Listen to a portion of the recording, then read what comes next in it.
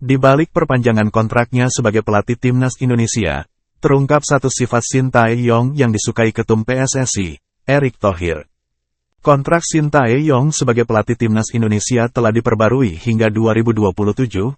Erick Thohir pastikan hal itu terjadi bukan karena tekanan publik. Erick Thohir pun sedikit bercerita mengenai salah satu hal yang bisa dianggap berdampak besar terhadap keputusan memberi kontrak baru Sintayong.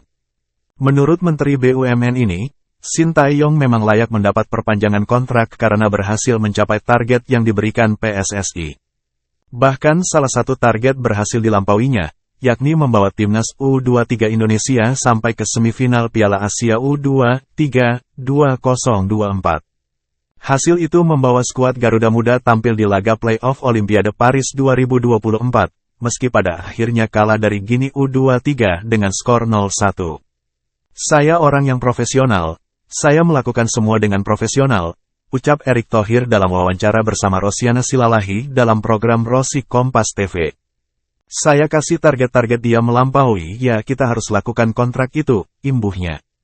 Di momen inilah terungkap satu hal yang disukai Erick Thohir dari pelatih asal Korea Selatan tersebut. Sintayong dinilai konsisten dengan hasil yang dicapai bersama timnas Indonesia selama 4 tahun terakhir. Di samping memang ex-pelatih timnas Korea Selatan di Piala Dunia 2018 Rusia itu berani bertarung melawan tantangan. Sin cukup konsisten dengan hasil-hasilnya. Dia itu ada sisi berani fight-nya, itu yang saya suka, ujar Erick Thohir. Tantangan besar pun sudah menanti Sintayong, sebagai konsekuensi bertambahnya durasi kontrak hingga 2027 mendatang. Erick Thohir menegaskan, Sintayong harus bisa membawa timnas Indonesia masuk 100 besar peringkat FIFA. Kita sepakat, dengan Coach Sin, kita lanjut 2027, kata Erick Thohir. Ada beberapa diskusi misalnya soal target. Ya saya bilang target berikutnya ya 100 besar. Saya nggak bisa ngomong di turnamen tertentu. Target utamanya bisa tidak kita masuk 100 besar dalam 3 tahun ke depan, imbuhnya. Menarik dinantikan kejutan apa yang bakal ditunjukkan Sintayong dengan kontrak barunya, tentunya mencapai target tersebut.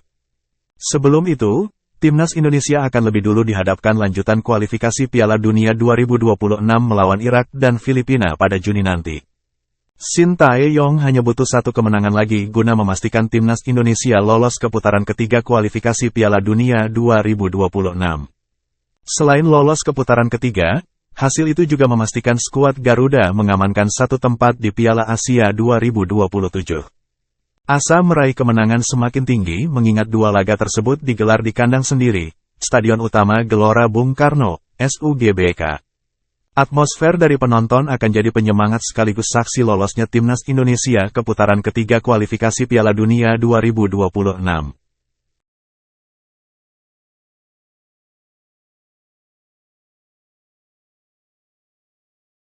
Download Tribun X sekarang, menghadirkan lokal menjadi Indonesia.